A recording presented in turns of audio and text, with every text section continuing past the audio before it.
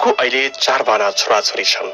आमाको मृत्यु हुँदा सानै छोरी प्रतिमा 8 महिनाकी थिइन्।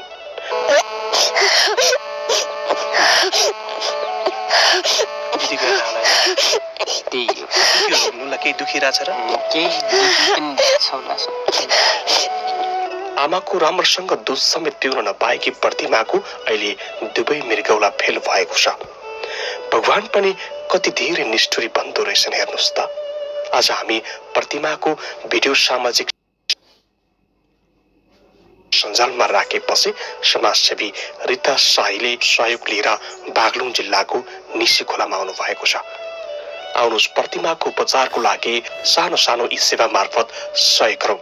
सक्नेले हजारौं गरौँ, नसक्नेले 50 रुपियाँ मात्र भए पनि यी सानी अभागी प्रतिमाको लागि सहयोग गरौँ।